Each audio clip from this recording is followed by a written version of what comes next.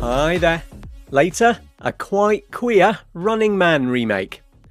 First though, rules expanding protections for LGBTQ+ students in America have been struck down by a judge.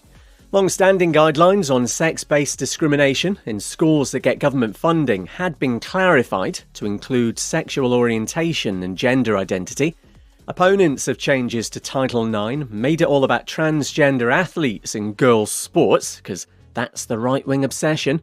And they also had this issue. There was a compelled speech problem in the regulations. It was seeking to force students and teachers to use wrong pronouns and to embrace something that they believe to be false in terms of those who are identifying as the opposite sex. So the court ruled it also violated their First Amendment rights. Kristen Waggoner from Alliance Defending Freedom, we don't like her, speaking to Fox News. Allies say the court decision shows an extraordinary disregard for vulnerable students. After the hate crime murder of a young gay man in Spain, 4 men are sentenced to between 10 and 24 years in prison. Samuel Lewis, who was 24, was attacked outside a nightclub in A Coruña in 2021 with homophobic language used. The men also have to pay just over €300,000 compensation to the nursing assistant's family. And the remake of 80s classic film The Running Man is shaping up to be rather queer. It's a dystopian thriller set in 2025, which was classed as the future when the story was written. A number of queer actors have signed up, including Rustin's Coleman Domingo, Katie O'Brien from Love Lies Bleeding, and Will and Grace star Sean Hayes. No time to tell you that Meta, Boo Hiss, and Amazon are axing the diversity programs cause right-wingers. And the Pope says gay men can train as priests, but they've got to be celibate. Hi there. Later, hear me roar for trans rights. Well, not actually me. First though, in a move that even the world's worst clairvoyant saw coming, bedwetting right-wingers in America are trying to get rid of same-sex marriage. First they came for transgender people, and then Republican Party members in Idaho are making moves to formally ask the Supreme Court to allow the state to ban gay unions. They want to restore the natural definition of marriage. Commentator Jesse Dolomore's got thoughts. The party of low regulation, of personal freedom, is now telling people who they can marry. They want a natural marriage, which is just coded language for white Christian nationalism. They want biblical marriage. Idaho's Republican Party's yet to explain why this is a priority. Transgender pro darts player Noelyn van Leeuwen is stepping back from the sport for mental health reasons. The 28-year-old says their mind isn't in the right place at the moment and they've been struggling for months. They're going to work on getting better and then come back. Last month, Van Leeuwen was the first out trans player at the World Darts Championship.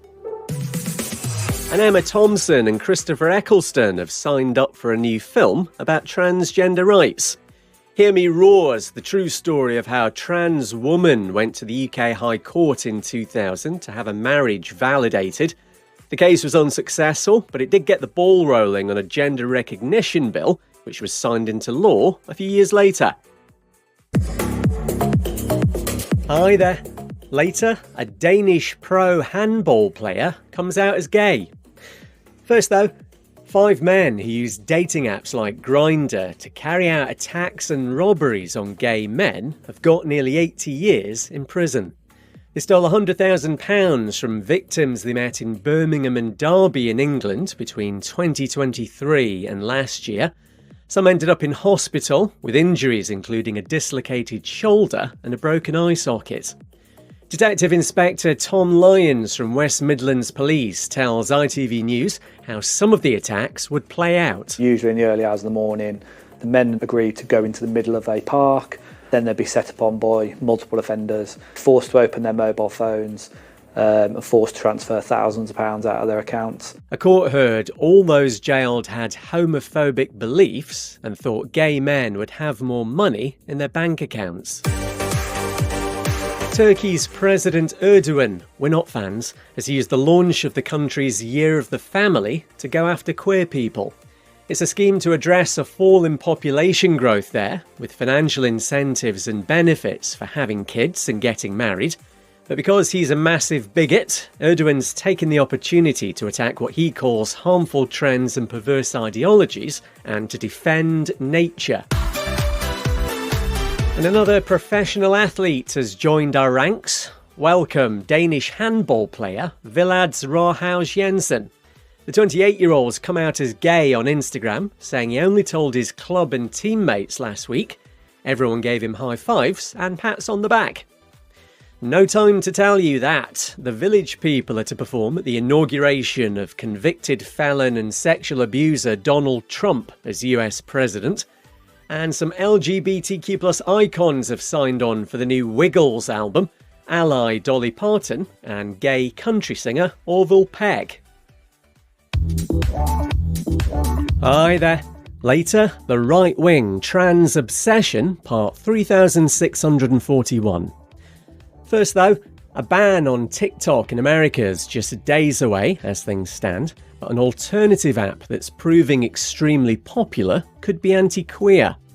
US mobile downloads of China's Red Note have tripled in a week, with more than 700,000 new users. But this claims LGBTQ+ posts get removed, in line with Chinese government censorship of queer content. Depictions of effeminate men are also outlawed in the country.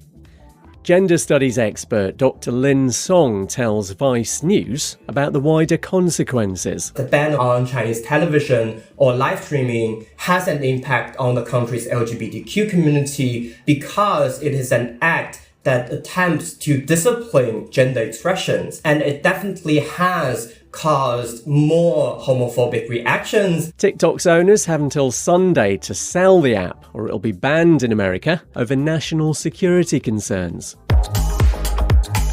India's Supreme Court's rejected same-sex marriage again. It's thrown out challenges to a ruling from 2023 against marriage equality. LGBTQ+ rights activists say queer Indians are being forced to stay in the closet if they want to have a family, but they'll fight on. And even though, relatively speaking, there are hardly any transgender people, they remain a weird obsession of bigoted, right-wing, spiteful, vindictive, emotionally bereft US politicians who love to invoke a god who must surely despair of them.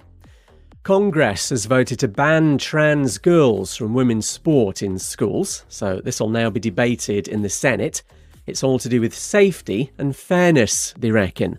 Same as that insurrection they endorsed. The Republican Party spent tens of millions of dollars on adverts in the last year, dehumanising trans people. Hi there. Later, celebrating the queer history of motorsport. We'll start though with a bit of fun.